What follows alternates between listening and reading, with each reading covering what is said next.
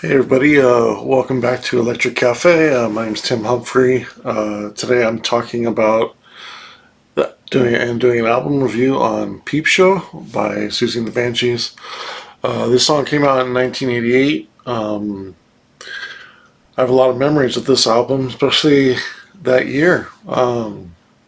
Huge fan of this album when it came out. I was 12 years old in sixth grade. Actually, I was just going into seventh grade, right in September. Came out in September of 1988. So just going into my seventh grade year. I wore this T-shirt in my eighth grade picture. It was a Peep Show T-shirt, the Peep Show album cover on a T-shirt. So this was a big album for me that year. It's probably one of my favorite Pet Shop Boys. One of my favorite Siouxsie and the Banshees albums. It's right out there with Tinderbox. It'll be interesting as I review Tinderbox to see which album I like better, and also Dazzle's up there as well. Probably my favorite three Siouxsie and the Banshees albums. So it'll be interesting to see which one is the best, and then also rating the songs. A lot of kind of doing the reviews on and scores on some of these songs as well as I'm keeping all these as I rate each song, and then also as I rate each album, and eventually, I'll hope to compare and contrast and maybe do some adjustments, maybe not. I'm sure there will be some times where I'm like, well, I rate something to rate this better, but I rated this lower on that particular day, and there's no way that album's better than that one. I need to adjust the score. I'm sure that'll happen when I adjust when I compare certain albums in the same, roughly around the same score, and that's what's important about the way I do score it. Is there's some flexibility in there where I might originally get the score maybe a little bit off, like if I rated it 82, but it is in the eights, let's say. So not this album particularly, but something's in the eights, then I can compare it to other things in the eights. At least that way, there's some cohesiveness, and there's gonna be a lot of albums to rate. So it's that it's just helpful a little bit to do that, then kind of adjust. And it'll be also interesting to compare songs. And I did that a lot on this album, which was interesting. And I kind of have when I sat down and actually rated some of these songs, I just finished the album just a few minutes ago. And it wasn't long since I've heard this album. I probably heard it less than 6 months ago. Played a couple. I played Scarecrow. No, I think I played Scarecrow out in a club last week. So I play this album. Wouldn't say quite a bit, but I always revisit it because it's it's an important album for me, especially in my youth. And here's the CD version. That's the original vinyl copy. Love the artwork on this. Very cool. But you have to bear with me. I'm pick up my notes here and then kind of review some of the songs. So first, Peekaboo starts out, which is the single from the album. I remember on the single, my older sister had the single, and it was kind of a big deal. There was like a 10-minute version. It was called the Silver Dollar Mix of Peekaboo, and it was like 10 minutes long. And I remember hearing that just as much as hearing the single. And so I actually liked the extended version more than the actual the 3 minute and 7 second or whatever it is edit or original single. So that's kind of a side note, but it's obviously Peekaboo's a really catchy song. It's good. It's got a cool beat. I really like the groove when it goes, wah, wah, in the song is really cool. It's really solid. Some people hate it. Some people like it. I really like the groove. It's funny to think back in 1988 that you would think of a song like Peekaboo and it kind of had a hip hop beat to it. It's strange to think that now, but in 1988 it was kind of like a hip hop beat. I think that's what helped it kind of be a be a crossover. I wouldn't say a hit, but I want to say it made at least the top 50 in America, if not top 60. Which for a Siouxsie and the Banshees song to chart in America in the 80s was very rare. I don't think they had any song in the top 40 until "Kiss Them for Me." But "Peekaboo" was probably the biggest one, and I remember hearing it on the radio, and it was certainly unique. It's for the time, and it's certainly a catchy song. I rated it three stars and 3.25 stars. It's very good. I really like it. I'm not.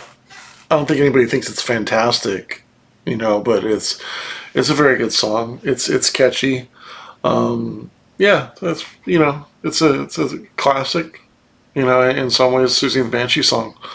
And it fits really well in this album, despite the beat sort of being hip hop. I mean, this whole entire album for me is uh, one of the big um, important things or things that I like about it is how spooky the songs are. It's kind of like your quintessential Halloween album. It's just on so many levels. It's eerie and spooky and tribal and just all kinds of descriptive lyrics and spooky sounds, and her voice obviously is hits some incredible notes, and some of her probably most over the top singing on songs that I can think of. It's just there's on so many levels. It's just, and then the songs themselves. There's so many that are kind of creepy and very kind of gothy. Um, Track number two, "The Killing Jar." This was also a single on the album. I really like the verses. It's one of the better choruses. I have it 3.5 stars, so I like it a little bit better than Peekaboo. Scarecrow. I love the beat on it. The verses are awesome. It's got a cool melody, unique sounds. I really like the eeriness, and the descriptive lyrics are awesome. Dramatic, strong vocals, creepy outro. I have it. It's one of my favorite songs on the album. It's really hard to pick a favorite on this, and you'll see why in a little bit. But I have Scarecrow at 4 stars. It's a personal favorite. I feel like I might be overrating it to some people, but I'm sure everybody has a song on here that they like a little bit more than what may be a better song in a way, and I'll kind of explain that as that goes on. Um, but yeah, really strong song. 4 stars. I love it. Carousel is kind of tied to it. I always feel like it was really hard. This kind of forced me to pick. In some ways, I did both. I had both when I first start right when it finished, or when it was going on. I had them both 4 stars. It's really hard to pick a favorite between Scarecrow and Carousel, but I feel like Scarecrow's a little bit better as I got towards the end of Carousel. Um, I really like the sounds in Carousel. It really takes you there with the kind of the whole Carousel kind of theme song, and the very descriptive lyrics again, a building, very dramatic. It's kind of childlike with the great background sounds. It's sort of a nursery rhyme. The rhythm that comes out at the end is really cool. I think I would say it kind of loses steam at the end, but doesn't really keep doesn't it not as really as good as Scarecrow is through the whole thing. So I feel like Scarecrow deserved a 4 stars, and I got Carousel just a little tick under it, 3.75 stars. But another great song. I mean, it's just I love those two together, and those two together, and they really they're kind of my dark horse songs for Siouxsie and the Banshee catalog. I love those two songs. Track number five is "Burnt Up." It's my least favorite on the album. It's okay. It's kind of like a jamboree. It's kind of it's not bad overall. I have it 2 stars. It's okay. It's the weakest song on the album though. So if I could say it's okay, but if you want an album to be in the really super high tier of my rating, it's a misstep. Maybe a bad addition to the album.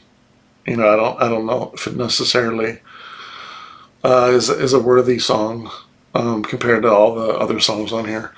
Then number 6, Ornaments of Gold. Fantastic song. Great intro, awesome melody, great chorus and verses. It's probably the most cohesive song on the album. It kind of reminds me of Cities and Dust. It just flows really great. I think even though I love Carousel and Scarecrow, they aren't as well made and as sort of, it's hard to say. Like Cities and Dust, you can just tell it's a great song. You don't really, it's like listening to The Cure's Love Song. Like, you may not love the song, but you recognize that it's a great pop song. That's kind of what, it's just a well-made, everything works well in it. There's no lulls and there's no things that may not work and you're sort of thinking about the next song or whatever. It's just, you listen to it and it's just a good song, like Cities of Dust. Ornaments of Gold is that on that level. I think Killing Jar is on that level, but just a tick under at 3.5 stars. I got Ornaments of Gold at 4.5 stars. Probably one of their best songs of all time. I might go down to 4.25 songs. I feel like 4.5 stars is a really, really strong song. But it is. I'm going to put that down to 4.25 song. I feel like 4.5 stars is maybe a little bit much. Kind of threading, being a little nitpicky here. If I was to rate Cities and Dust, that would probably be a 4.5. So maybe just a tick under, I'll put it at 4.25. But anything over a 4 is and especially above 4 at 4.25 is super strong. Again, I really like the guitar solo at the end. It kind of has an Eastern sound, with the lyrics and some of the sounds, the instruments they use. And that's another thing on this album. There's a lot of great instruments and sounds on this throughout. But again, 4.25 songs. It's my favorite song on the album. And I may like Scarecrow personally better, but I feel like Ornaments of Gold is a better song. Even though I feel like I would rather play Scarecrow than Ornaments of Gold, but I recognize that Ornaments of Gold is just a little bit better than Scarecrow. Turn to Stone, I have that at 4 stars. That's another great song. Spooky, very cool vocal fade in. I really like the cool effects on the vocals they do with the kind of reverse echo. The verses and the chorus are great. I really like the tribal drumming. Budgie does a lot of good tribal drumming in this album. Just a lot of good drumming. Then I have Rawhead and Bloody Bones. It's not bad. It's kind of like a spooky little lullaby. It works for the album. I have it 2.5 stars. It's nothing very good. It's good. It's not bad. It's might be a missed opportunity on the album. I think it might work better maybe in the middle of the album versus towards the end. Like it could be a break in between the first half and the second half. But not a bad song. Just, kind of interesting, kind of different, but maybe a missed opportunity on that song and Burnt Up. It could be a better song in there to really kind of fill out the album a little bit more. The track number 9, The Last Beat of My Heart. It's obviously one of the best Siouxsie and the Banshees ballads. That's all I can say. I really can't say too much more about it, or it's just a good song all the way through. There's nothing really that I don't like about it. It's one of her best ballads. Yeah, I got it at 3.75 stars, right under 4. And then Rhapsody finishes the album. I love the spookiness of the album. That's a great way to end the album. Very dramatic, great sounds, guitar, the anticipation and the drama of it. It's just, it kind of encapsulates the whole album into one. In a way, I have it at 4 stars. So another really good song. And then kind of the overall the things I wrote about that's good about the album. Obviously, songs are, you know, really good. I really like, again, I like the spookiness of it. I like the themes of it. The lyrics are really interesting in this, which is something I don't talk about a lot is lyrics, but the lyrics are very descriptive, and they're unique and haunting and different. It's almost like reading like a like a Edgar Allan Poe uh, uh, poem or something like that. It's just kind of really interesting. Like Susie and the Banshees really, I mean, Siouxsie really kind of did a great job of taking something like a scarecrow or a carousel and turning it into really descriptive things about that and really be able to bring it to life. And then Budgie and Severin and they just really kind of brought it to life with the instrumentation and stuff like that. And I think in that respect, it's a really good album. You know, unique and different sounds on nearly every song has something unique to listen to and different and creative. And then Susie's singing is really good on this whole album. I think it's one of her best performances in an album. It's probably one of her most challenging.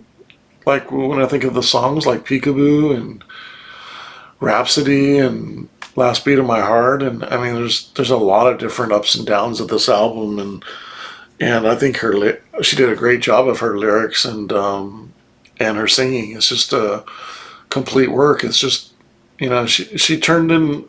I feel like she went from singer to something more in this album. I don't know what that is. Is it a poet? Is it is it a singer and a poet? But I feel like she went to a different level in this entire album, and it really helped bring the rest of the sound, to another level. When you think about like Dazzle and stuff like that, like Dazzle has a lot of good songs, but they're fairly straightforward. And then you get the Tinderbox, a lot of great songs. Is there a cohesive theme to them? But when you think of Peep Show, it's just the artwork comes alive, the lyrics come alive, her voice comes alive, the songs come alive, and just in a more dramatic, different way. It's like more of a cinematic, maybe album. So just like there's so many things, good things to say about this album. And then when you look at the songs individually, when I get to like ranking it, you have 4 songs that are at 4 out of 10.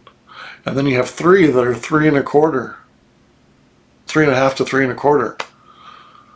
So you really only have 3 songs that are below 3.5, which is really strong. So, and one's 3.25. I have one that's 2, and then 2.5. So, a really strong album with a lot of good songs. No, I wouldn't call any of these songs great. Like Ornaments of Gold is the best one on here, I feel like. I don't know if I can say it's great. It's very close. Scarecrow's very close on a personal level. A Rhapsody is kind of dramatic great in a way, but I don't know if it's great. I'm splitting hairs here. I love the artwork on the album also. I love Severin's bass and Budgie's drumming, along with Siouxsie singing again. When I think of the things to kind of bring the level of the album down, I feel like Mike Hedges, who did the engineering on this, or producing, one of the two, he obviously did some work with The Cure back in the day. I don't know what else he did, but I feel like, for 1998, this album could be a little bit more dynamic in the audio spectrum. I think of The Cure, Disintegration, being only released 8-9 months later than this album.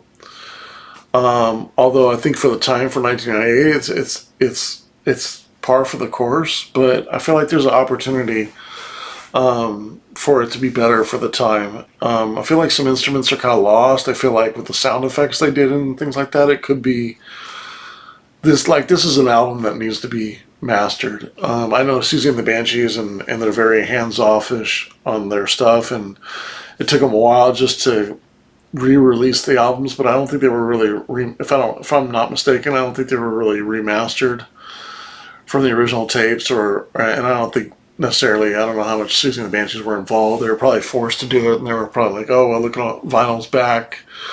You guys could make a lot of money on this and just release your albums." And they were like, "Yeah, for sure, go ahead, do it. You know, we like old school. We like we support vinyl medium. We do want our music heard and stuff like that."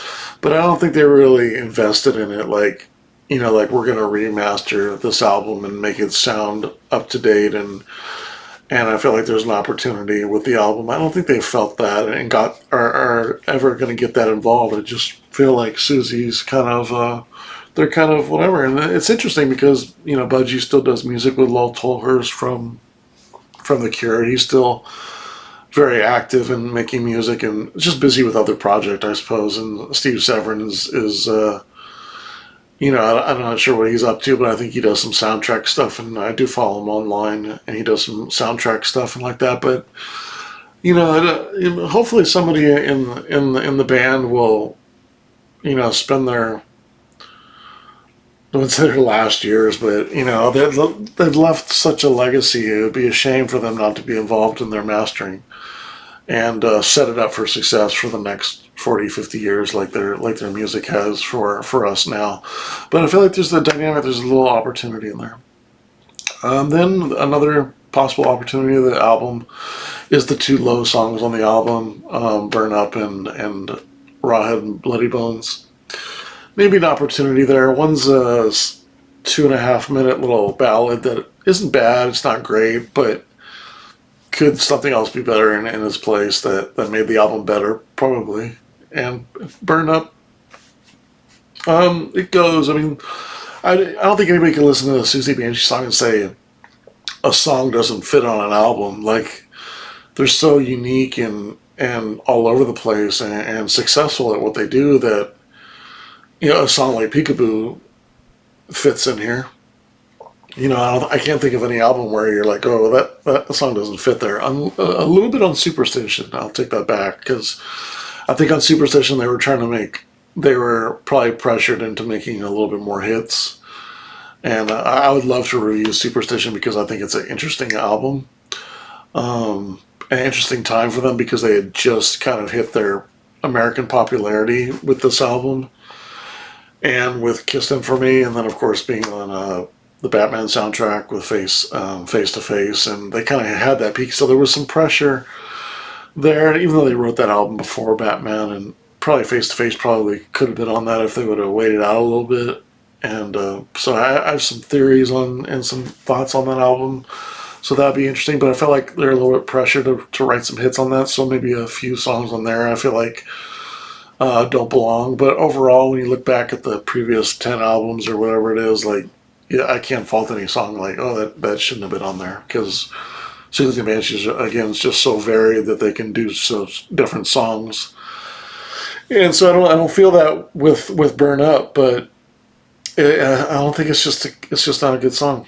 I mean, it's okay. I mean, I got it's okay. It's just I want a song to feel like it could help the album and not deter the album. I don't think I ever not fast forward the song, when I listen to it, and then, yeah, so it just needs a good mastering. Lengthwise, 41 minutes is solid. It's not too long, not too short. Again, anything in the 80s that's 35 to 45 minutes is kind of the standard, especially closer to 40 minutes. So it's not a short album. It's not a long album. It plays really well. You can get through it really easily, which is nice, especially if you're fast forwarding Burn Up. And even the little, you're closer to 30 minutes if you fast forward the two songs. But yeah, a really good album. A really good album. I have it right at the bottom threshold of excellent. I got it right at 80 of 100. I'm gonna put it there for now. It could go up a little bit. Um, Once I kind of compare some of the other albums and certainly other Susan Banshees albums would be interesting for me to kind of. Um, and there'll be some times when I do a rating, and then maybe I figure out a different mathematics to the way the mathematics work on the song to sort of not necessarily add up to a score because every album has different amount of songs, but if an album has four, like this album has four songs that are above four or above, or seven songs that are 3.5 and above, that's pretty solid.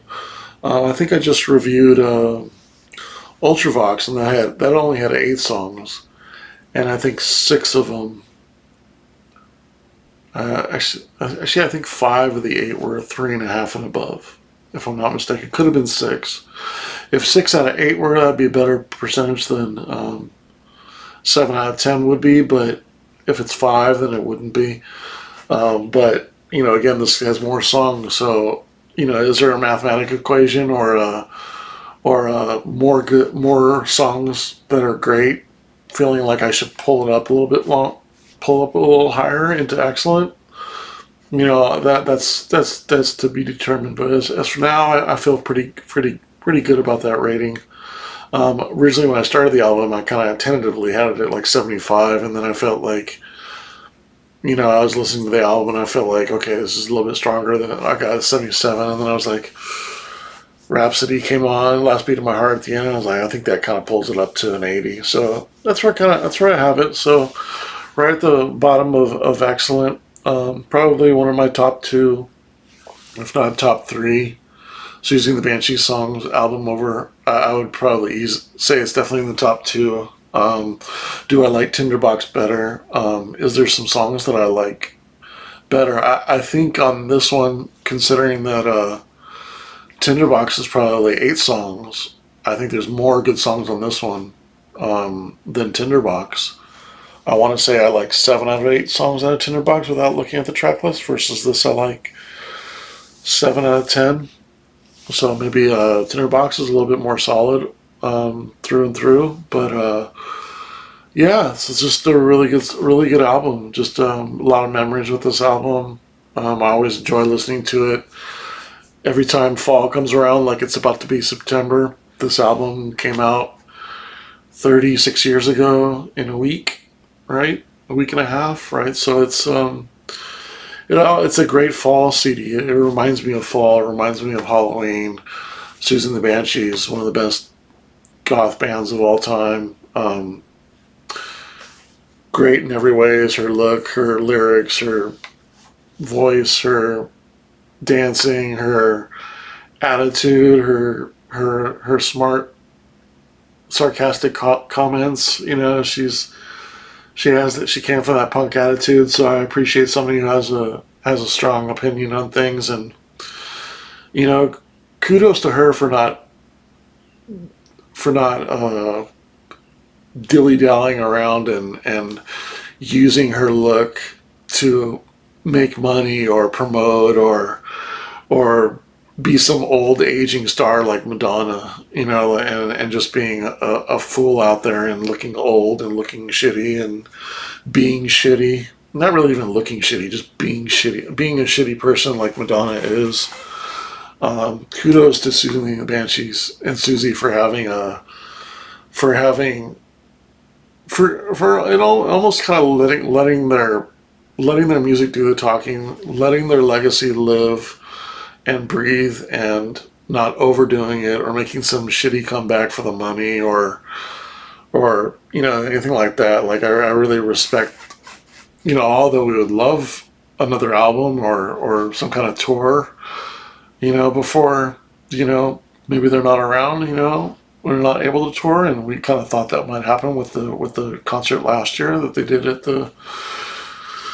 um, at the Rose Bowl last year, with the the festival they did in the Cold Wave show, whatever it was. I'm blanking on the name. The festival in Pasadena, but kudos to them for not taking advantage and cashing in on their history and her looks and marketing in the way. So just shout out to her and Siouxsie and the Banshees for respecting their lineage and their legacy and treating it with respect and just letting it do whatever it's going to do on its own. I appreciate that. But yeah, great album. 80 out of 100, really strong. Can't say enough good things about it. Just a few little things away, and I could probably, another song or two, I could probably, I could see this being in the 85, 87 range. And maybe even a 90 if this album was mastered and sonically it was more dynamic, like the instrumentation is and the sound effects is, and the songs really deserve it's lacking bass, it's lacking bass line, it's lacking the production. Not production wise. It's really the the post recording.